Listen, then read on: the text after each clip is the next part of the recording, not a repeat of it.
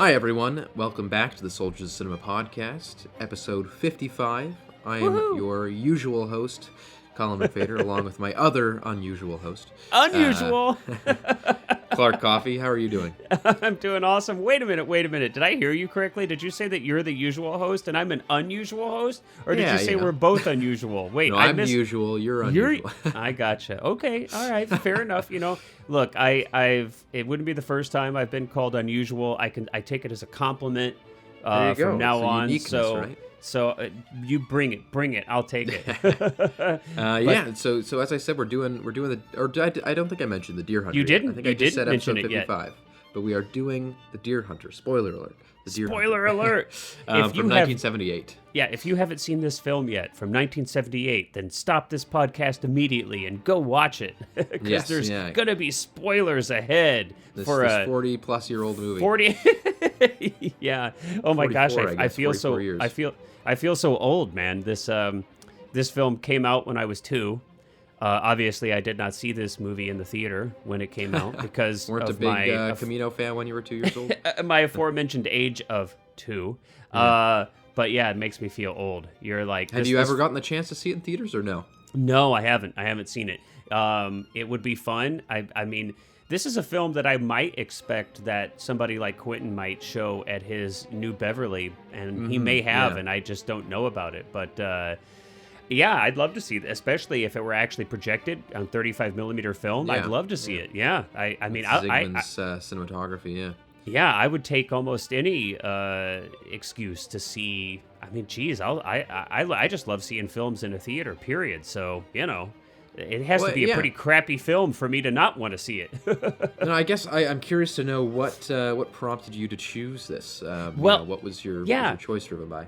Yeah. So let me explain a little bit about why I chose it. But I want to hear your experience viewing this film first, though. Because I don't want to taint like what you kind of share with me, because this is the first time you've ever seen this film. So as we've kind of done in the past, I'm always curious to kind of see the film again through a younger set of eyes. A different generation is always interesting to me. But before we do that, so the reason that I picked it, when I was kind of a young, flourishing, cinephile, I was like in my teens. This was one of the films that was kind of like canon, right? It was like if you were kind of reading about films, if you were studying films, you were inevitably going to see this film mentioned. It's, and so I had watched this as kind of, I'm sure that I rented it on VHS was probably the first time that I watched it. So, here I am watching it in pan and scan on a VHS tape. So sadly, the presentation was probably not all that great and left a lot to be lacking. But the thing that really stood out to me, I can't remember a ton of that original viewing, which was probably when I was somewhere between 18 and 21 years of age. I don't remember exactly, maybe a little younger, but around there. The thing that really stuck out to me was the emotional intensity of parts of that film. And we're going to talk about those, but the Russian roulette scenes, the POW stuff. So I had this extremely strong emotional imprint that I still, if somebody were to say Deer Hunter, I'd be like, whoa, emotionally intense. I could almost like feel that from the experience that I had all those years ago when I first watched the film as a young kid. So I had this kind of emotional imprint, but I couldn't remember too much else about the film. Again, 20 plus years since I've seen it. So I just had this flash, when it was time for me to pick. I was like, I have this really strong emotional imprint still from this film, from that old viewing, but I can't really remember much about the film. I don't remember what actually happens. I only remembered like half the cast. I was like, well, I remember Walken and De Niro's in it, but I can't remember anything. Oh, Streep maybe I remembered was in it. So I thought, hey, it'll be interesting to re-experience this film all these years later, and then also get to see what your thoughts are on it. So that was kind of the overall reasoning, was like, had this strong emotional imprint, couldn't remember anything else, was curious to see how it would play today. Yeah, I mean, so for me, it was, it was interesting because, as you said, Yeah. this is kind of like in the canon of like movies, like American movies. It's very It's it's a very famous movie, and it's Yeah. everyone knows of the Russian roulette scene and things like that, and it's been referenced in a lot of other movies and video games, and you it had a major impact. Yeah, so I'm super so curious. it's not like I was going into this for the first time, with no idea what it was. Right. I knew enough about it that I kind of knew vaguely what to expect, but it did throw some curveballs. So I think one thing that really surprised me was how little of it is actually in Vietnam. I mean, I say little, it's still like a good hour of the movie, but in a 3-hour movie, you kind of expect the the center, the big kind of chunk of the majority of the movie to be in Vietnam. And did you kind of expect it to be more traditionally a war movie, like it's going to be this? I expected something more along the lines of a Platoon or a Full Metal Jacket or something like that, or not necessarily Apocalypse Now, because that one, of course, is, while it's a war movie, it's much more than just a war movie. But I expected something a little bit, I guess, more traditional. Whereas what I think it kind of that again just kind of threw me a curveball when I was watching it. Now it's like, and we'll get into this later when we talk about a little bit the story structure of it, but when it cuts to the Vietnam moment, I was like checking my thing to make sure I hadn't accidentally skipped ahead, because it just kind of throws you into like they've been there for months. And now how did you watch it? Did you watch it streaming? Did you have physical media? It was on it's on Prime Video, I think. So okay, I watched the Prime Video. Okay, so you watch, and I'm assuming an HD proper aspect ratio. Okay. Yeah. So you had at least I wouldn't like watch a it decent, cropped. at least you had a decent viewing experience. Well, sometimes, and it was. I mean, it was the quality was never like it was actually quite decent in terms of the scan. So I mean, just to digress a tiny bit, I mean, you laugh about it being cropped, but I a lot of times I'll see on streaming that aspect ratios wider than 16:9 are actually still cropped into 16:9 on streaming. I know here in the States, HBO Max does that a lot. With their films, it's extremely frustrating. So I was just curious, and a lot of Prime Video too. Oftentimes, I'll see, like I remember I was watching Poltergeist a few months ago, when you can always tell. The weirdest thing about it was that the credits were in the proper 235, and then so you have this whole, you can see the black bars top and bottom, all that. It's in 235, and then suddenly it cuts into the first scene, and it's in. I was like, so you have the 235 scan, but anyway. So I watched it on Prime Video, and you're like, did it skip? What happened? I think the other thing that's sort of strange is that, like, while the movie is about this cast of characters, these friends, you don't really get to know all that much about them. You kind of know the basics. You know that they're workers, they're Russian Orthodox, that the one guy's getting married, but you don't, like, there's not many moments of kind of like, fundamentally learning about these characters, which I thought was interesting. I thought that was very, again, different than I expected. And again, ultimately, just the fact that it was, it's not all that much of a Vietnam movie. It's like kind of like Vietnam adjacent in a way. Like, they have this experience of Vietnam, but the larger sections of the film, the 2/3 of the film are back in Pennsylvania and Appalachia. In this, like, kind of, I don't know if it's a mining town or if it's just an industry town or what it's supposed to be. But so I think that was definitely, like, the first hour of the film taking place at a wedding was definitely not something I expected. I think that it was, I definitely also,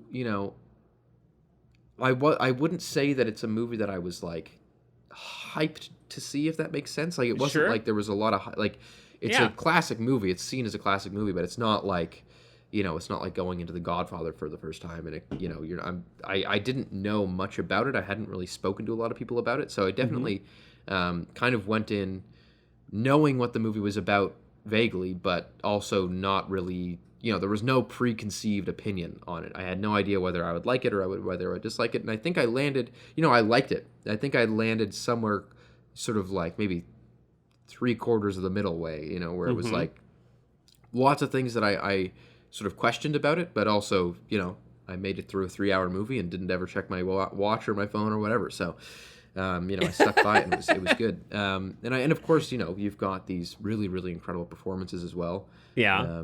John Cazale is one of my favorite actors. You've got De Niro, you've got Meryl Streep, Christopher Walken. So you have a really, really, John Savage, who John did a Savage great, as well. Yeah, you got this really, really incredible cast of characters and of actors that were kind of like, with exception to maybe Meryl Streep, all kind of in their like golden age, and especially with John Cazale, who passed away not long after shooting this. Right. His last film. Yeah, you really get this kind of incredible sense, and it's interesting seeing John Cazale in this with Robert De Niro, of course, because they were both in The Godfather, but Godfather 2, but yes, didn't share any screen time. Sort of like our last film, Heat, where you had Pacino and De Niro in the same movie, but they never actually shared any screen time. That's true. Yeah, a little connection there. Yeah. So yeah, I think that as we get into the details, I think that it will have some interesting conversations, because I definitely didn't know what to like. I subverted my expectations in a lot more ways than I expected. Okay, that's interesting. And just in the most simplest of terms, because you've kind of shared how you were a little bit surprised at the structure. So I just to kind of, did you enjoy watching the film just from a purely audience perspective? Like, what was your experience in that sense? Just as an audience, if you're like not analyzing it, you're not looking to deconstruct it. What was that like for you? Yeah, it's Vilmos Sigmund, so it looks really good. Mm-hmm. The performances are great.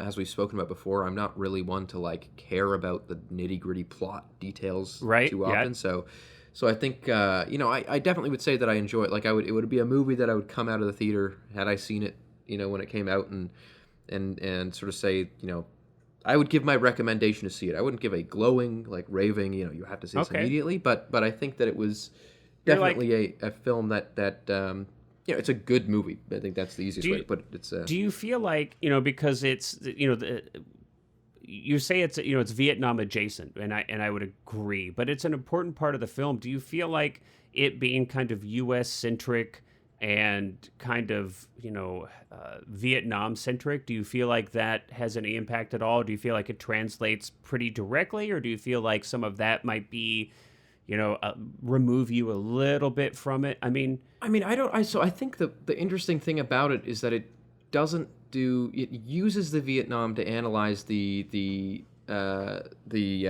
impact on these people in their lives and their relationships and things like that, but it doesn't really do much to actually analyze the war itself, so it could just be any so war. Many other it could really ultimately and I also found myself watching it that as soon as it went to Vietnam, I was like, I was really interested in this kind of little mining town. Like I was like really kind of invested in that aspect, and I almost found myself like longing to go back to that. Like I weirdly enough thought that the Vietnam stuff was the stuff that I was the least interested in the whole movie.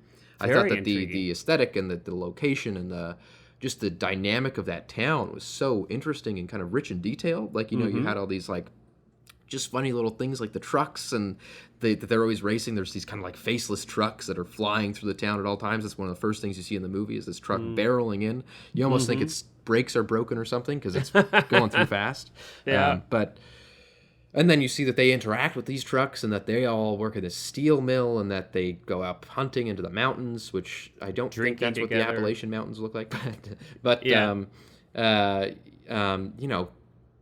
I thought, and just their relationship with the mothers and the other people in the town, this bar that they're at. I almost felt like it would have been perhaps a more interesting movie to focus on that, and maybe you have. Of course, that would fundamentally alter what the movie is, but I think that was like something that I really was fascinated with, and I think that was really unique, and it almost felt sort of disjointed from the Vietnam part. Well, there's certainly not many films, especially American Hollywood studio films, that would have ever spent an hour plus on a wedding.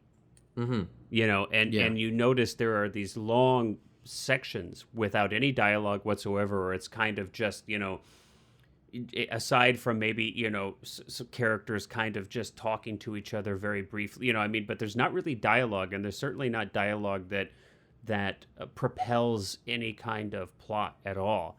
So it's almost like it almost feels like a documentary, right? It's like you're watching these people at work and you're watching the mechanizations of the steel mill, Now you're like with them, at the bar, and you're seeing their camaraderie and how their kind of relationships are through the way that they act and speak to each other at a bar, and you kind of get a sense of the town. And then you're at the wedding and you get a sense of who these people are and what their ancestry is and their family history is, and all of these kind of things through their music, through their dance, through the way that they celebrate together. I think is very interesting. I mean, it's just rare to find a film that would take an hour to do that. Yeah, and I, as I said, like that was kind of my favorite part about it. Like I was kind of sitting there really enjoying their dynamic when they stop the car and they're on the hunting trip and they're all having that conversation, and John Cazale starts calling Robert De Niro gay and all this, like it was like just a really, I think, fascinating relationship between these people, and also I think a really interesting kind of analysis on like class and like middle America at the time, and what these miners do, and that their lives really seem to be going nowhere, and I think I was more so surprised that it didn't really come back to that. Like it didn't really focus on that. As soon as it went to Vietnam, it kind of shifted away from that a little bit, and of course it's of course like informed by those opening moments and those well, I wouldn't say moments, those opening act really. Yeah, it's a full act, yeah. And it's like, and that kind of goes that carries through, but carries through to a much less extent, I think, than I expected.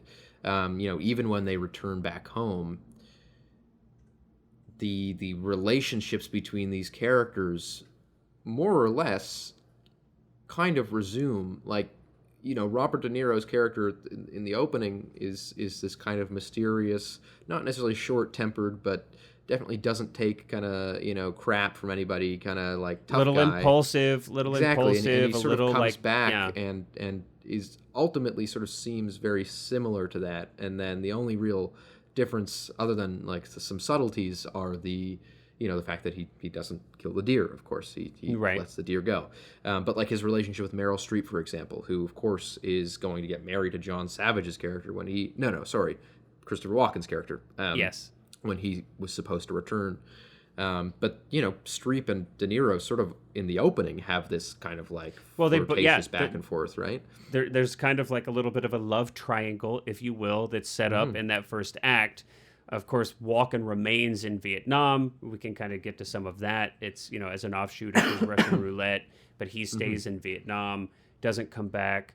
And so then you have this kind of weird, hesitant, halfway kind of relationship with Streep's character and De Niro's character. Yeah. It's not ever really fulfilled, but, there's definitely I think it's used to illustrate a distance that kind of exists in De Niro's character, just emotionally, when he's emotionally distant to the entire town when he comes back, right? Yeah, and he skips his welcome back party thing. Yeah, serves to kind of show his alienation from this experience that he's had, that's kind of maybe pushed him even a little further away from what he used to know, and for all those people who don't have these experiences that he went to now, which of course was definitely something that was in the cultural conscience of this country at that time, very much so, was the experience that that veterans were having when they would return to the country. Yeah, this alienation. Alienation and even hostility they might sometimes feel from some parts of our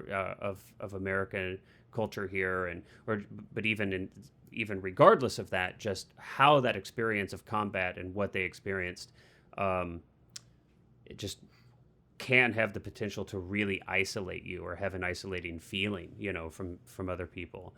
I mean, so I have to agree with you. When I watched the film, I was surprised. I didn't remember that whole first hour, that whole first act was in effect a wedding. I mean, there's a little bit of, but I mean, it's almost, and I was really surprised by that.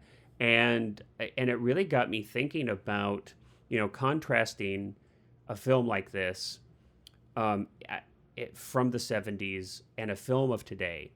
And you'd also talked about, the editing, where you were like, wow, from that first act, there was just this like jump cut into, I'm in Vietnam, and I'm like, what is going on? And De Niro's character is laying on the ground, and it's hard to kind of pick up what's actually happening. You almost thought the film had kind of, you'd missed something, like maybe like it missed a section or something in the stream.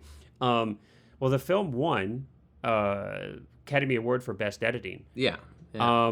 I'm kind of curious, and it won Best Picture, so obviously at the time, this pacing and this editing, this story technique was lauded at the time, right? It was people were obviously really spoke to that audience of that era. I'm curious, like, what do you think? I mean, it's kind of interesting to contrast this film, right? It's A, that it's a 3-hour film, B, that it takes so much time to kind of just, I want to say, almost luxuriate in these moments of character, or these moments of like showing the relationships of the town and the texture of the people in the town, and through their jobs, through the bar, through the wedding. Even when we are in Vietnam, we don't spend a lot of time in a lot of different places. Almost the entirety of that second act where you're in Vietnam, is in that little POW, that small POW camp. It's very claustrophobic. It's very small. The location's very small. We don't move much. And it's almost the entirety of that section is the Russian roulette game that's being played. And even that, though, it's weird because it's like you're sort of sitting there. So you watch it, and you got this full hour of these guys, and the wedding is kind of doubling as a celebration for their going away to Vietnam because they volunteer. Yep. And then suddenly you're in this village in Vietnam, as you said. De Niro's on the ground, and then Walken lands. Yep, and they meet up. And it's like, okay, so clearly months have been by because they don't even really recognize each other that well, but they kind of hug and embrace. Yep. And they're like, oh, you're here. Yeah. There's this weird thing where it's like De Niro has this one-on-one with one of the soldiers. You don't really know what's going on. And then suddenly there's mortars going off, and then all of these soldiers run out of the woods, and it's like Vietnamese soldiers, Viet Cong soldiers, which you don't even know for sure. It's like a line of soldiers. It doesn't say far anything. In the distance. And they just kind of stand and stare at them, and then cut again, and then suddenly we're in this POW camp, this POW camp, and they're captured. Even that is like, I was sitting there thinking, okay, the way that I expected this film to go was that you have this opening, this send off of the characters, they go through all this stuff in Vietnam. Of course, this is a more traditional way to make a film, but that you see the send off, and then the finale of the film is this Russian roulette scene. But really, the Russian roulette scene also begins as soon as they're in the POW camp. Of course, they're watching two other people do it. But then, so then I thought, okay, so they're watching these other two people do it, and then they're not going to do it until the end, and that's going to be the big finale. But no, and then next thing you know, they're pulled up, and De Niro's like, I got to get...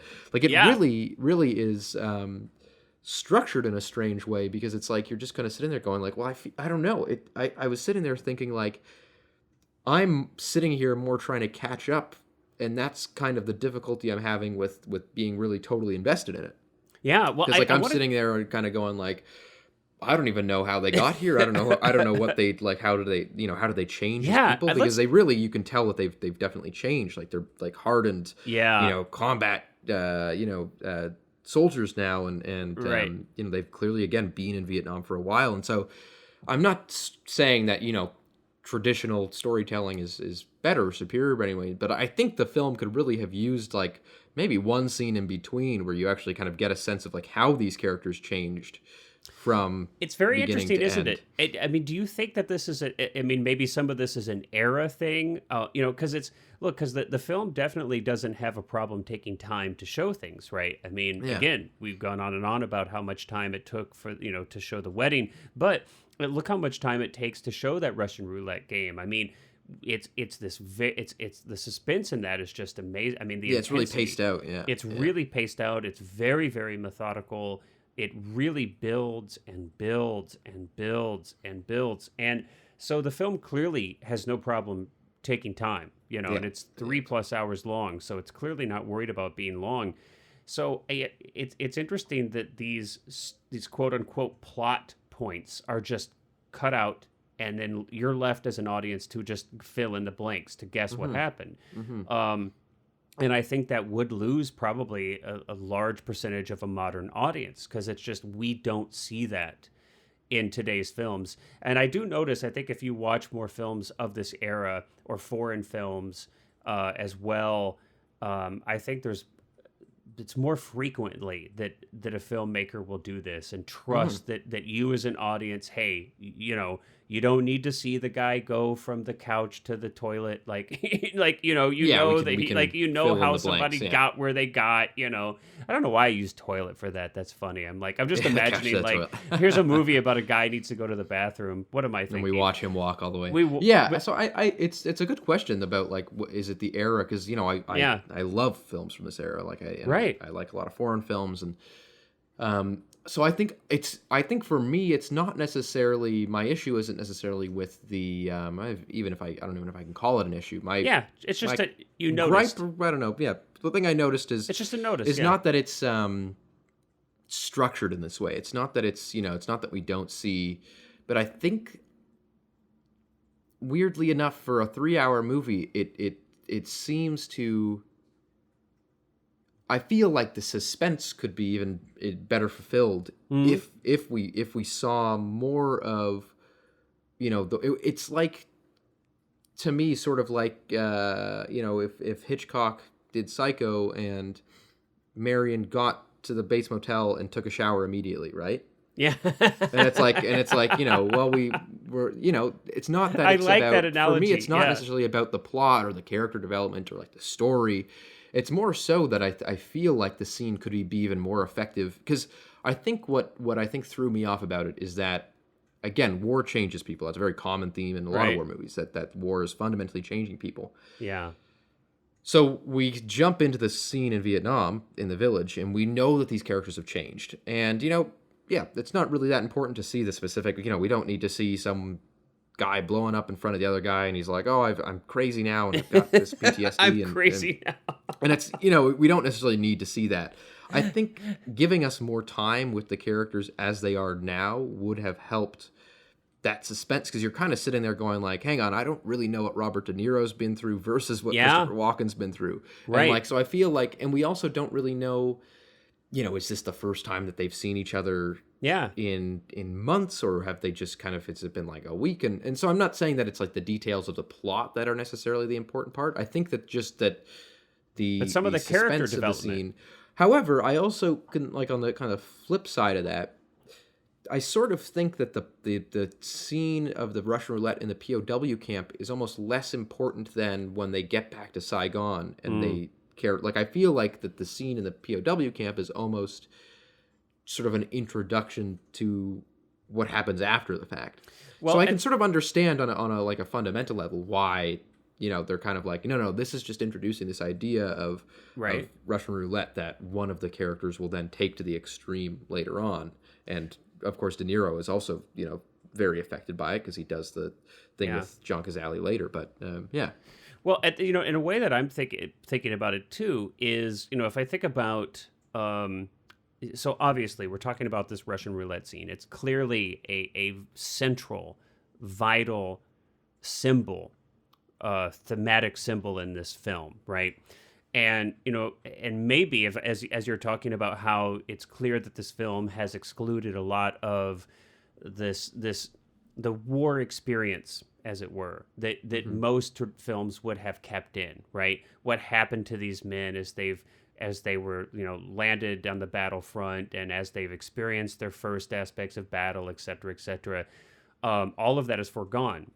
And maybe an interesting way to think about it, I don't know, I'll posit this hypothesis to you and just tell me what you think, is that the Russian roulette scene actually stands in for all that. So the Russian roulette scene is actually a symbol for the dehumanization and violence, and kind of the senseless violence, almost by chance, that, you know what I mean? That because it's like, nobody knows if they'll live or die, and it's almost just luck. A lot of people, like, if you talk to a lot of soldiers, it's just like, it's like luck that I survived. It's not any, it's like nothing else, because it's like when people are dying to the left and right of you, it's just luck if you survive or not. And so I almost feel like maybe this motif of Russian roulette is kind of a stand-in for that war experience for these soldiers. And so instead of kind of traveling with them as they go through, different aspects of, them arriving in country, them, going through their first battles and et cetera, becoming more hardened, witnessing violence around them, the loss of a friend, or et cetera, et cetera. That's all contained within this scene. Yeah, it represents, a greater kind of scope.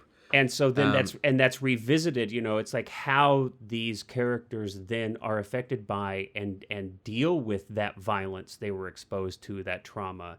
So you see how, Savage's character is affected by that. Obviously, he is physically, he's left almost like I think he's like loses both his legs and an arm, right? Or something. I mean, so he's in a hospital. He's like unable to integrate at all. And doesn't even want to see his wife. And his wife is so traumatized, she can't even speak, right?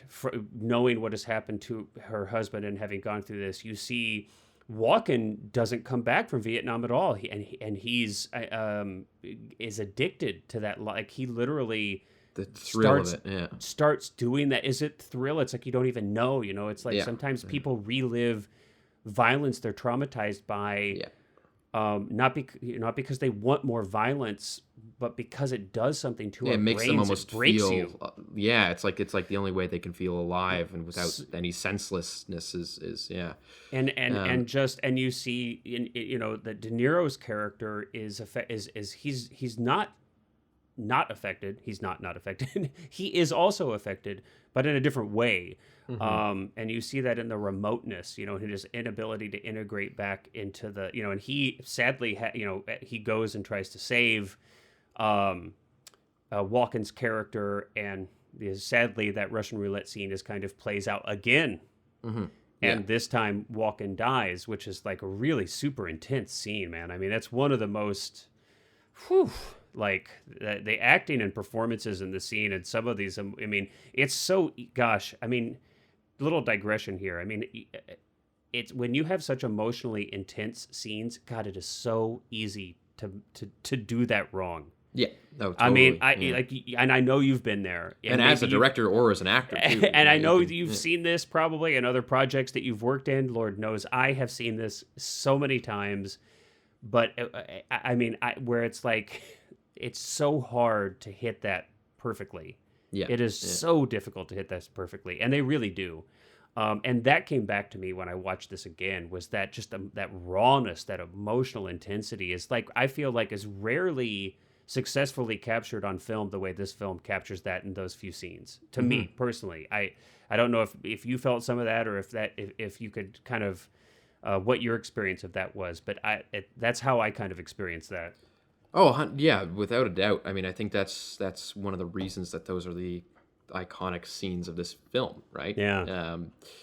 The way that they are played out, I would say, is definitely, kind of I would say that the first one, again, with the, like, I think that there's nothing fundamentally wrong with the actual Russian roulette scene. I think that I think the primary things that I'm kind of iffy on are the things surrounding it. So I think that they did such a fantastic job of, Yeah, like what stood out to you where you're like, hey, this is, I'm questionable, or you said iffy. Like what are some critiques of the film? As I sort of said, it was just that I felt like I wasn't as invested in the scene the first time.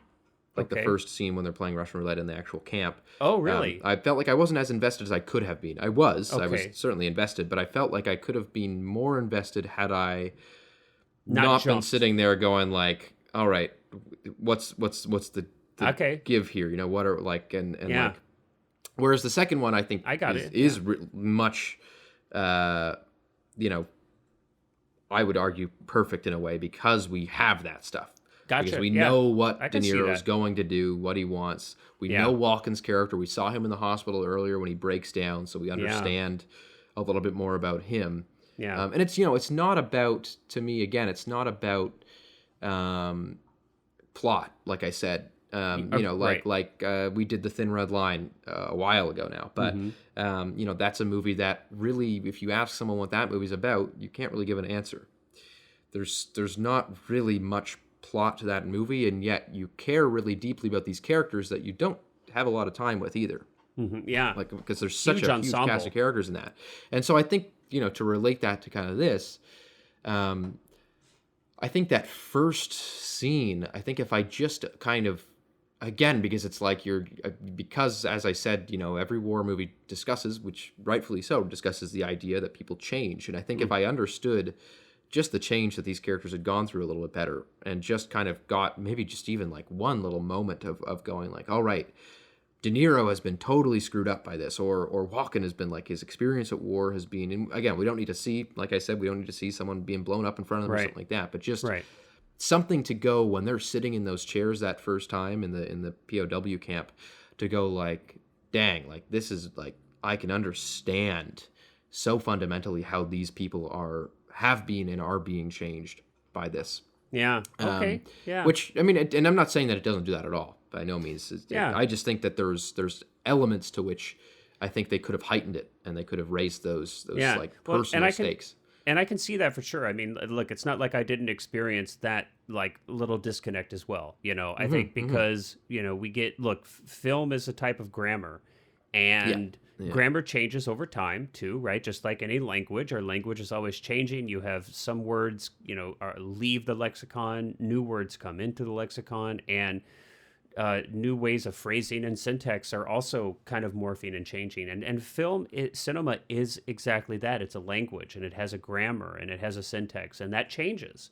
And I think our expectation, and that's set by expectations, And I think you're absolutely right. If this film were to be made today, that I don't think a director would make that choice. I think 999 times out of 1,000, or maybe 1,000 out of 1,000, but I think it'd be very unlikely that a director would make this change to just make a spatial, like a geographic, spatial, and plot jump cut that huge.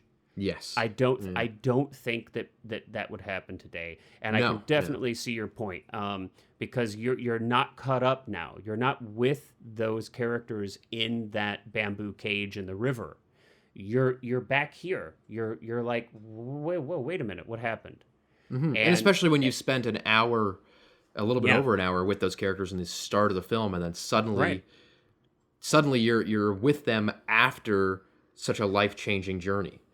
Yeah, it is kind of, but again, I do also kind of understand the aspect that the function of the POW scene is very much to represent and introduce this idea too. And so I think it's not necessarily, I don't think I disagree with any of the like overarching fundamental choices of the film. I think it's more so that I think that there's like tweaks that could be made just to of course, you don't even have to.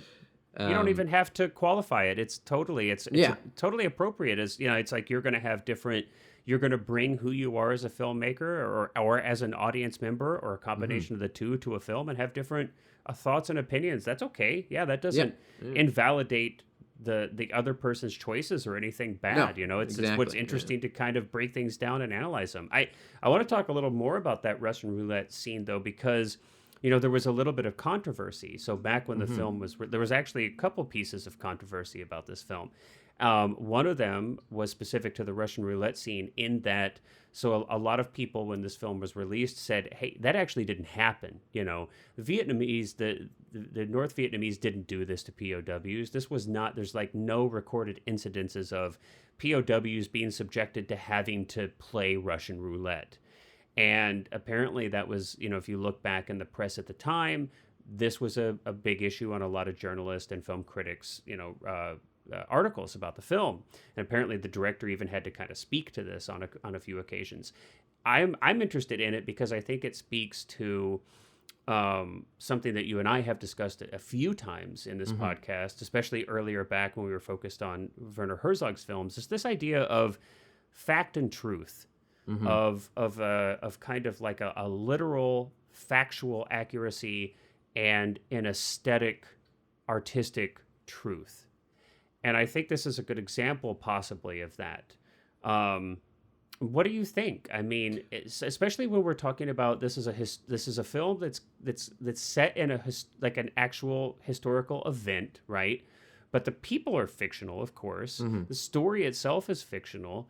I mean, what are your thoughts? Not to put you on the spot, but I'll put you on the spot. No, I mean, I think that's kind of why I mentioned that it's not really analyzing the Vietnam War itself, right? Because so many movies that do and like that are Apocalypse Now, Full Metal Jacket, Platoon. They all maybe a little bit less so with Platoon, but actually it certainly is in Platoon a lot. They all sort of analyze the United States' role in the war, and they kind of take a viewpoint of like the atrocities that were committed by the states in Vietnam, whereas this movie doesn't really touch any of that whatsoever. None. It is specifically about these guys who are captured and have these essentially which are war crimes being committed on them, right? Right. So I think that's. And that's not to say that that's a negative aspect of it. I'm not really looking into a movie for its politics. I'm looking into a movie for, how it makes me feel. Right. So I don't know if it's necessarily like even the point of the film, right? To like you said, to tell like a factual retelling of the Vietnam War, or the truth about it, or even in a situation where you're not telling a factual retelling of anything like Apocalypse Now, the MO of Apocalypse Now is an anti-war film. It's to criticize American involvement in Vietnam, and it's to criticize or maybe war in general, period. War in general, exactly. Whereas this, I don't really think that is the thesis of this film. Yeah, I think the thesis of this film is about the effect of any conflict, of any traumatic events on these working class blue collar guys from Pennsylvania. Yeah.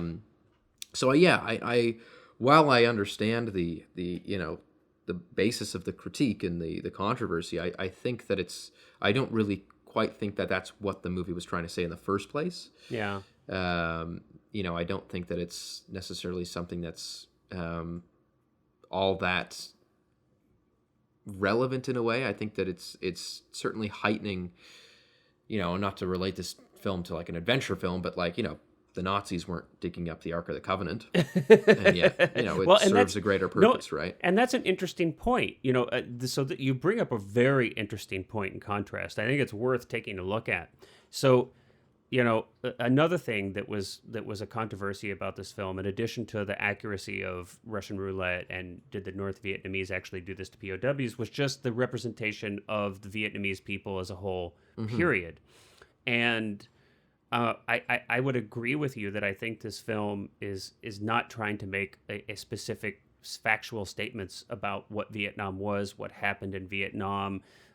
It's using symbology, I think, to try to tell a different story, which is this is how violence and war can change people and disrupt a community, and look at the ripples of that violence and how it can affect a small town, a group of people, and a community.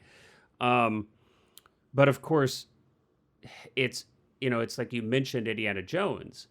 I can't recall, and I haven't looked into this extensively, but my guess is that there wasn't a lot of complaints about the representation of Nazis in. Well, no, and hold on, and I don't want this to come off wrong. I am not in any way, shape, fashion, or form comparing Vietnamese to Nazis. I want to make sure that's clear. It's not my intention at all, because I know that could. As soon as I said it, I was like, "Whoa, that could sound weird."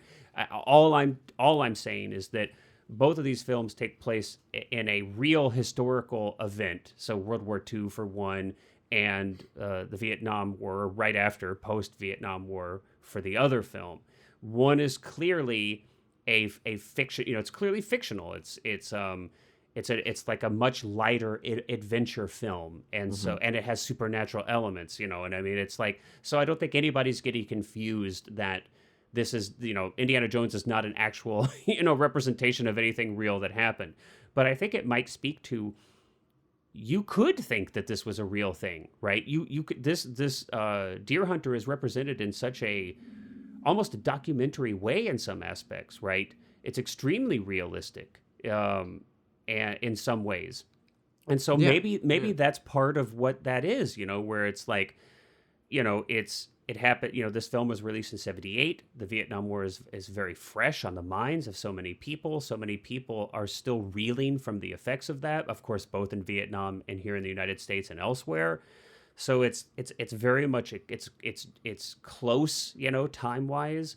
And the film is talking about something so sensitive and so powerful such a profound experience for so many people that had such an impact. So I could definitely understand why people would be sensitive to these things in that film, and why they might not be for Indiana Jones, you know? Yeah, I would say, honestly, my one, a major critique, if I do have one of the film, and again, this isn't really a critique of the filmmaking, but it's that and I mean the technical, like, craftsmanship of the filmmaking.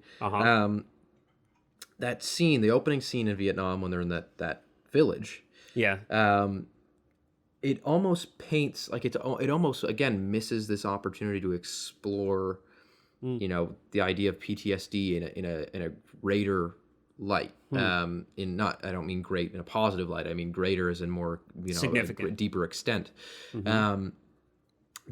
So what we see is this northern Vietnamese soldier, or I guess they are Viet Cong because they have the Viet Cong flag hung up in the POW camp, putting a grenade in a bunker filled with Vietnamese civilians. Right. Whereas what I think the reason that stuck out to me, and then we have Robert De Niro trying to save them, and he lights them on fire and all that. Yeah. The reason I think that stuck out to me, and I think didn't really work for me, is because another thing that a lot of films explore, especially contemporary films, but even back then, again, Apocalypse Now does and Platoon does as well, is that a lot of the reason that these guys were coming back so screwed up with PTSD was because of the atrocities that were being committed by like they would be, the American soldiers that were forced to massacre civilians and things like that. And you get that whole scene in Apocalypse Now with the Ride of the Valkyries where they're they're just bombing a village. And Platoon, that's kind of the huge function of the plot, is that there's one character who kind of is like this madman who's massacring all these civilians. And so I think that it was missing this opportunity to also add a level of like significance there, where it kind of like for a second that village scene almost turns into just kind of like a strange sort of like hero versus villain action scene. And you've got De Niro on the ground and he's like rushing over with the flamethrower, and the bad guy is. So it was just kind of one of those things where I was like, definitely I was not expecting that, and it felt a little bit more two-dimensional than the rest of the film. I think that's a good way to put it, is that it just I think it's the weakest part of the film. That from when we are immediately thrust into Vietnam until we're in the POW camp itself, that's what, maybe 5 minutes of film-ish? Yeah.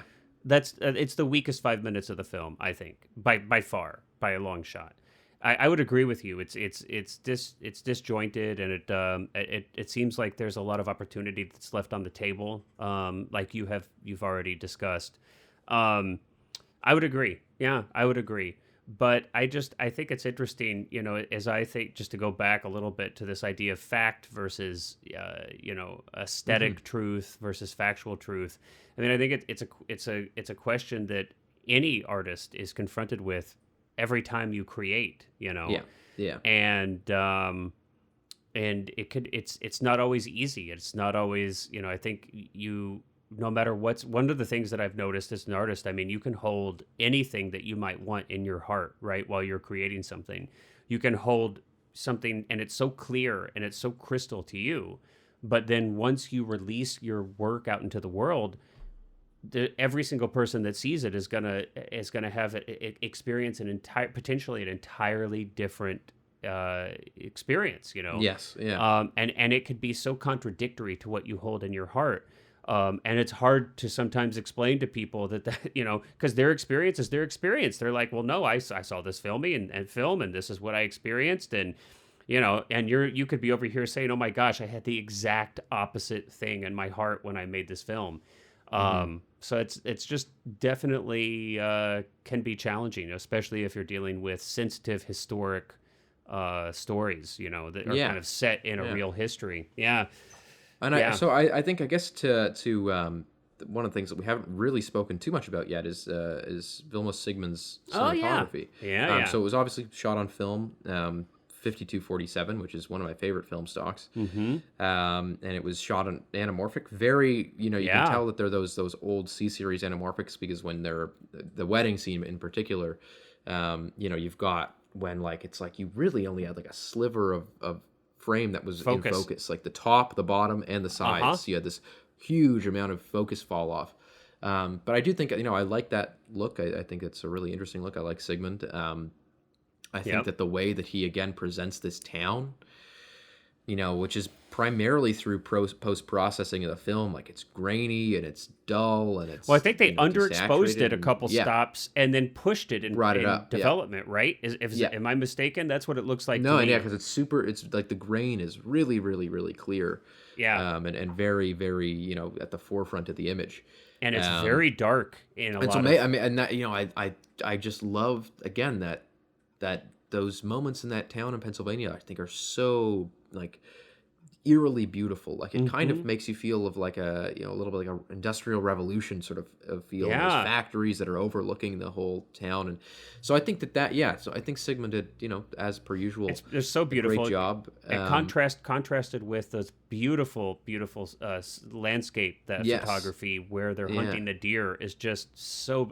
I think there's in the commentary they talked about how I think it took them about 3 weeks to shoot all of the deer hunting footage, both before and after, to get everything perfect, where they had the clouds low and thick and moving in the background. Yeah, especially at the end when the fog is coming over that mountain behind De Niro as he kind of stalks the deer. And they used trained deers, so this was interesting, because I always wonder, I'm like, well, how in the world do you get a deer to pretend that it was shot? Like, how in the world do you do that? So, the way they did that was that there are such thing as trained deers. So I'm assuming these deers are from the time they're born, they're raised by humans, so they're not scared of people, and they actually tranquilize them. So that's how they actually get the deer to fall as if it had been shot, was to tranquilize it, and then they shoot it, kind of falling over and passing out, I guess, for lack of a better term. I don't know if that's something that you can do in today's day and age. I don't know if I wonder. I doubt with the tranquilizing. You'd probably have to, Because I mean, that's really interesting, though. I had no idea that was... I had no idea either, because I was so curious. I'm like, there's no way in the world that you could get a deer to just fall over. Like, how is that even possible? Yeah, and that's they would tranquilize it. I guess they're reindeer then, because they're domesticated. but I think that's also those mountain moments, which are again very clearly shot in the Rockies or something, because that's not really what the Appalachians. Yeah, I'm not sure where that was shot. But looks like the Rockies at least. That it I think goes to show you that. I think a lot of times people just assume that like it's very easy to shoot beautiful landscapes because the landscape is the beautiful part and you just point a camera at it and you're good. But I've seen the way that Sigmund shoots the landscapes in this, and the way that all you have to do is watch him. I can't really think of anything off the top of my head immediately, but I've certainly seen films that are shot in very beautiful locations that don't take advantage of that or don't frame those things very well. Here's a really easy way to illustrate this for people. So everybody listening, I'm sure this has happened to you. It's happened to me. You're standing in an absolutely gorgeous place with a beautiful landscape view, and you take out your iPhone and you try to take a picture of it. And then what does it look like? Crap. Mm-hmm. I mean, it's exactly. It's and it's actually, not just the camera, because, you can take pretty gorgeous images on an iPhone, but no, I just mean that you're right. I'm agreeing with you. Just because that you've got a beautiful landscape doesn't mean for a second that it's easy to capture it. It's actually, I am actually almost always severely disappointed with my ability to capture the beauty that I see with my eyes with a camera when it comes to landscapes, and have a tremendous amount of respect for cinematographers and directors who are able to actually capture that. Which is funny, because I think we're sort of the opposite in that. I find it really shooting people very challenging. Yeah, we've talked about this before, where you said that. I like landscapes are like I'm a really big fan of Monet, and so I love like these like sweeping vistas, and it even affects the lens choices that we usually like to work with. I tend to work with a little bit longer lenses. I like to get in people's faces, and you tend to use much wider lenses and kind of de-emphasize a focus on an actor's face and get kind of more of a sense of like space where you're at. It's interesting, huh? Yeah, but Yeah. I always disappoint myself when I try to get an amazing landscape. It can be very tough. It's not easy. I mean, it's like, because I think that's the mistake, right? Is assuming that the landscape will look good no matter what. And then you again, like you said, you look at the image on your phone and you're like, damn, it looks like crap. It looks like crap. But yeah, I think Sigmund's really, he's great at even just the scene when De Niro's chasing Walken in the car after he sees him in Saigon, and he's running after the car when he's in the car with the Frenchman. It's like not when he's running after the car when he's naked, right? No. These like neon, like lights that line the street, and you've got that tungsten film, so everything's sort of got this blue, like all the lights sort of have this blue tinge to them, and I think that there's a reason that he's a legendary cinematographer. He did 2 of Spielberg's movies and did a lot of classics. So he's one of the best. There's no question. I mean, we haven't talked about any of his films here, although we might. But we did one. We did talk about Long Goodbye. Oh, that's right. Yeah. We did Long Goodbye, but I mean, it's McCabe and Miss Miller. We've got Sugarland Express, Close Encounters of the Third Kind, Blowout, which is one of my favorite films. Blowout's great, yeah. I mean, he's done some.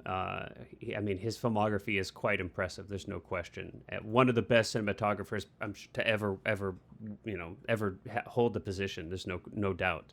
Yes, yeah. And a pivotal figure in the American kind of new wave of cinema at that time, for sure. Wow, man. I mean, something we hadn't talked at all about music, about the score, but you and I had talked about this briefly, and it's interesting. The music that stands out to me most in this film is not any kind of score, but is in whether it's the kind of the Russian folk music that's so prominent and prevalent in The Wedding. I think is really successfully used to illustrate kind of the almost like the ancestral context of this community, which is actually really beautiful and fun to see with the dancing that they do in that. But you've got some Russian funeral music. You've got when they're at the bar, they're kind of singing along, showing camaraderie. And of course, and I want to really talk to you about this scene because I'm curious what your take was on it, because it's one of the more obvious kind of usages of music in the film is at the very end at the coda when you've got them all sitting around the table and singing God Bless America. I'm curious, what was your take on that? Do you feel like that was a genuine or an ironic moment in your mind? And there's no wrong answer, because I don't think anybody knows. The actors seem to definitely be playing it ironic. I mean, I think you just like the look on Meryl Streep's face is without a doubt very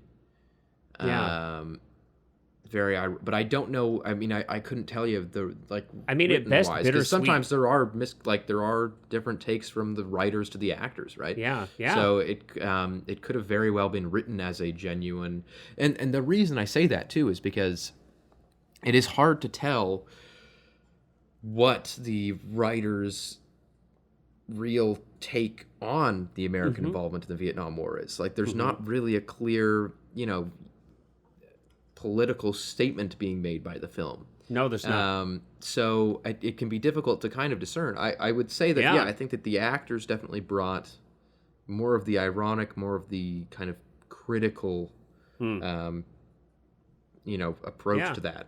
But fair, totally fair assessment. I think my, kind of knee-jerk response to it was maybe more of like bittersweet as opposed to maybe ironic, So I don't know what that means exactly. Kind of maybe bittersweet leans a little towards the ironic. It's clearly not like a, hey, happy days, God bless America, apple pie. It's definitely bittersweet at most.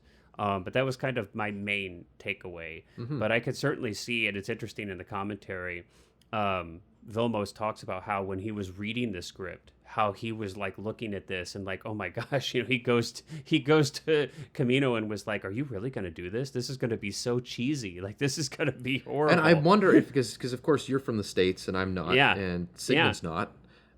So I wonder if that's maybe the difference is just that, like, I obviously don't have a connection to the song, or God Bless America, neither would Zygmunt.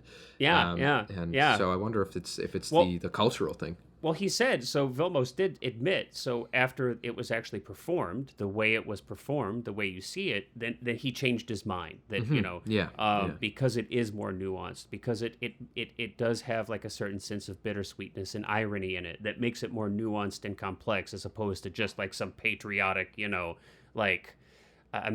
would have felt really very bizarre, straight, just so bizarre at the end of this film for it to have just been some kind of breaking out in a song. I know that would have been really, really out of place. Any